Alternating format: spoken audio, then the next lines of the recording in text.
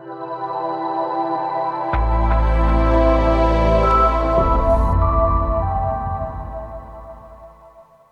everyone, Genome here. Come at you with the next episode in my Cover of the Week series. This series where I take a look back at comics of yore in my collecting days and decide if their covers were truly noteworthy. And if they are, well, they come up front and center here. But the cream will rise to the top, oh yeah. So, today I'm going to grab a book from a pretty malign experiment in the comics industry back in the early 90s. It might have been late 80s even. Nope, 91 actually.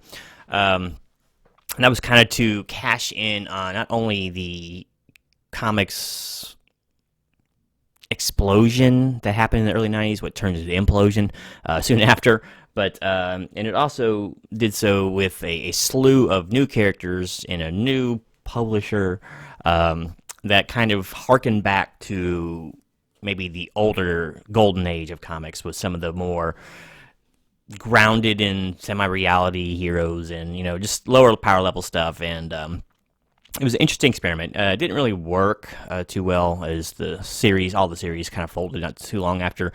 But a lot of that's indicative, too, of the times.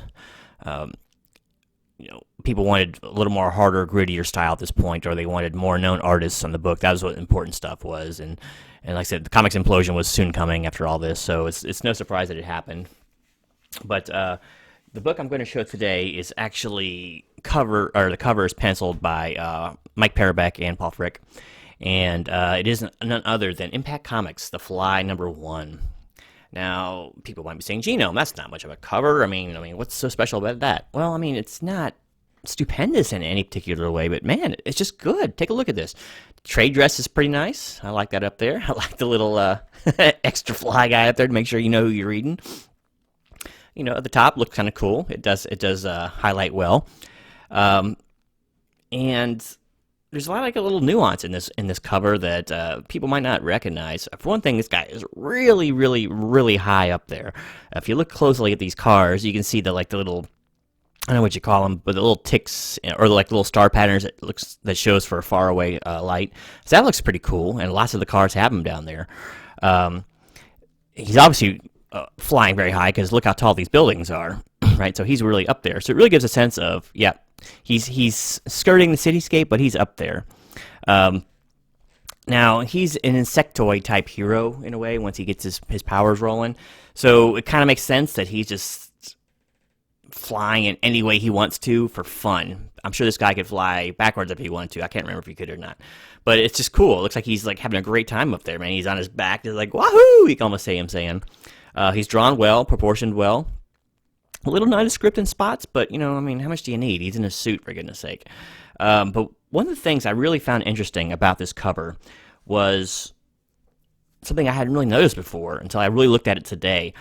And that is, it's kind of like a parabolic view of the background, or fisheye lens, if you prefer. Look how the background is subtly warped, and it's spherical in the back. Kind of like how a fly would see, right? Because of the way his eye structure is. I thought that was really cool. Completely unnecessary, but a great additional detail done by the artist there. I don't know if that was the editor or the writer suggested that kind of layout, but just great stuff, man. I mean, I think that's really cool, and it's fairly detailed buildings. There's signs on top with wording, and also it's not just completely grayed out. There's no one over here.